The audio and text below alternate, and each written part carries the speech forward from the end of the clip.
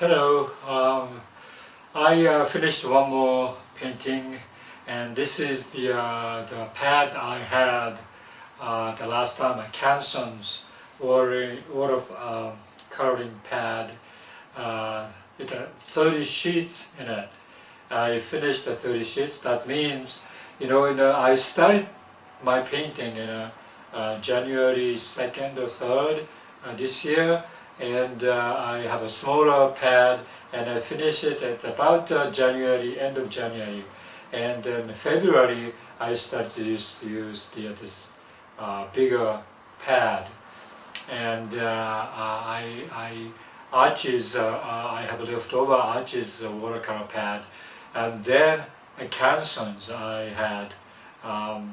So I think it's I 30 plus 10, maybe 40 paintings I finished in I think from I would say a little bit earlier, maybe January,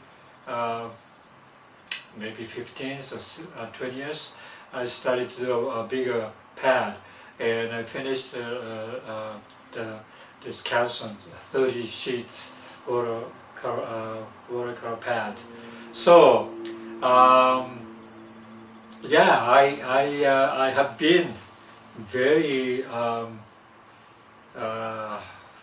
I don't know, the deep into this painting, and I really felt like that's my the passion right now. But how it progresses, that each time you paint and you are not satisfied, and so I wish I could do that. And sometimes you like the finishing art better than the others, and so that keeps on going. If you feel like all the ways you feel like, oh, bad, I don't like that, and oh, I got frustrated, and then you cannot continue a painting because it's not fun anymore.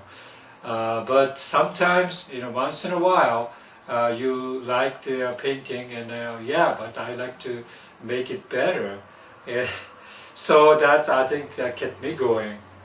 So I bought a new, again, a new 30 sheets Canson's watercolor pad.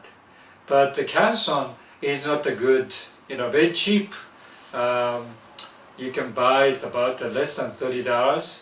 So each paper is about $1.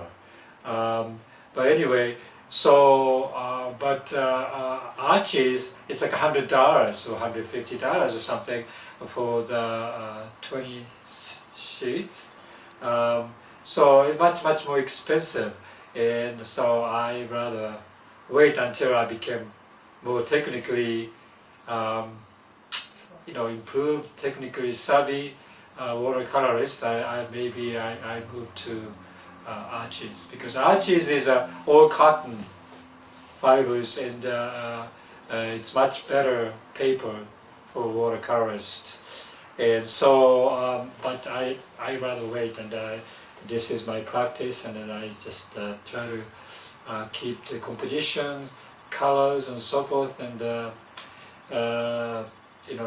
technically probably I will be progressing a little bit, so now I started to do putting the human figure in there, and I like it. I think actually you feel, it's a cold watercolor painting that nobody's there. It's beautiful scenery, and when you're looking at it, yeah, you feel like you are there, but if you have people in there, I think you have a little bit more warmer tones to it, and I like that. I think the people makes you feel warm.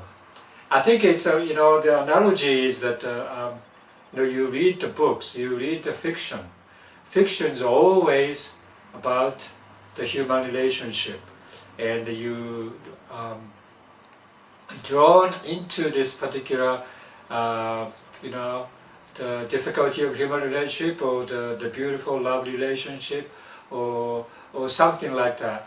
you are drawn into that particular relationship. You love that particular world that you get into, and I think that's kind of similar. That if you put the human in a painting, it becomes like a storytelling. It's something to do with this particular person is going to that wilderness and feeling whatever it is to enjoy the beauty of the nature. Um,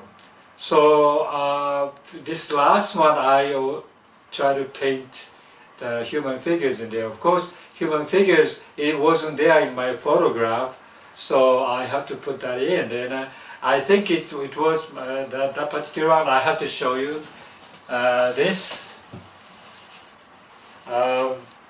is the human figure here. Looking at this is Rocky Mountain National Park.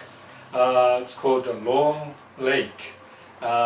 You hike from this side and you're coming from here, and this is like the back side of the Long Lake. And if you go farther this way, you go to another beautiful alpine lake called the Crystal Lake. And so this is like between Crystal Lake and Long Lake. And this is a rocks, but this is kind of a more opening here. This man was walking into this, and but everything else is pretty much as a photograph depicting. Initially, I didn't have this particular tree, conifer tree, and because it's kind of a bothering to me that it's kind of a awkward here. But when I put this person here, then looking at my photographs and then this painting in the tree, I miss it. Well, that's how it is. I think realistic painting, you really copy the nature, copy the photograph I took, and that's kind of important. Unless the photograph image is very jarring or they very out of composition, you don't do that. But as long as it's pleasant, you want to put in there, because it's kind of unnatural. Putting a person here is very unnatural, and I have no idea this particular person's height.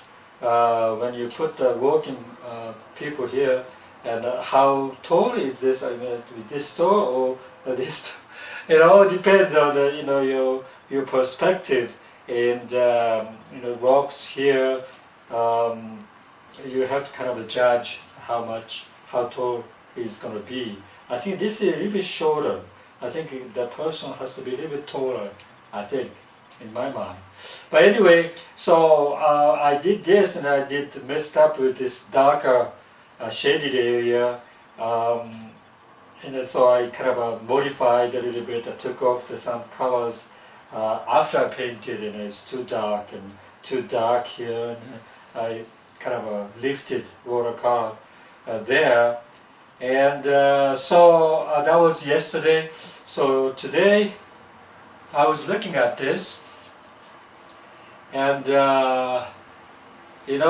yeah, it is kind of nice to have a human figure. I think this one was maybe this tree shouldn't be there, because it's kind of difficult to see this particular person now. But it's kind of nice to see this man, came to the hiking this alpine lakes area, and trying to find probably lunch spot or somewhere, like he wants to go there close to the water, and wants to sit down there and see like a warm hue here that he can walking into.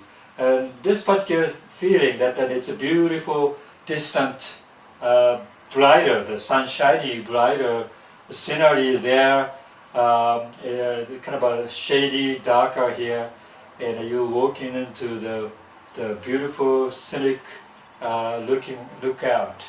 And so Yeah, it is a storytelling. If you put the person in there, become like a little bit of story, and that's kind of nice.